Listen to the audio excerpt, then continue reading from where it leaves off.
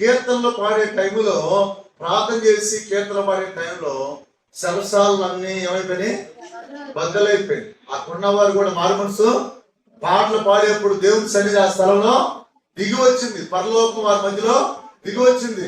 యెహోవా ఆ ఇశ్రాయేలు స్తోత్రాలకు ఆశీర్వదైన దేవా అంటారు. అంటే దేవుని స్తుతించేప్పుడు దేవుడు ఆశీర్వదై అంటాడు. స్తుతించినప్పుడు దేవుని సన్నిధి మన మధ్యకి వచ్చింది. దేవుని దూతలు మన మధ్యకి వస్తారు. దేవుని యొక్క ఆత్మ మన మధ్యకి వచ్చింది.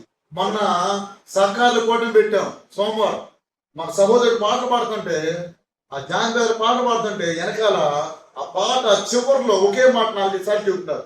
చెబుతా బిగ్గరగా మన సహోదరుడు రాజేష్ అదే పాట 4 సార్లు గట్టిగా అంటా ఉన్నాడు. అంటా ఉంటే అందరి మీదకి దేవుని ఆత్మ పనిచేసినట్టు అనిపిస్తున్నాను. అసలు మనిషి మొత్తం వైబ్రేషన్ వచ్చినట్టు అయిపోయింది మన పరిస్థితి. ఎందుకంటే పాటలు పాడేప్పుడు మనం శక్తి కొలది దేవుని ఆరాధిస్తే దేవుని సన్నిధి మన మీదకి వచ్చింది. దేవుడు చెబుతాడు ప్రధానమైన ఆజ్ఞ ఏంటంటే, ఆయన ఏం చెబుతాడంటే, నీ పూర్ణ మనసుతో, నీ పూర్ణ హృదయంతో, బలముతో ఎవరిని ఆరాధించాలంట? రెండోది నిన్ను వల్ల నీ పొరుగు వారిని. మొదటిది ఏంటి చెప్పండి? ఎవరిని ఆరాధించాలి చెప్పండి పిల్లరా. పైపైన హృదయపూర్వకంగా చెప్పాలి. ఏంటి?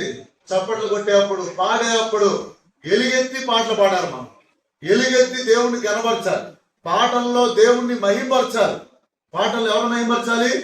ఎప్పుడైతే దేవుణ్ణి స్తుతించారో అడ్డుగా ఉన్న ఇరుకో గోళ్ళు ఏమైపోయినాయి? కూలిపోయినాయి.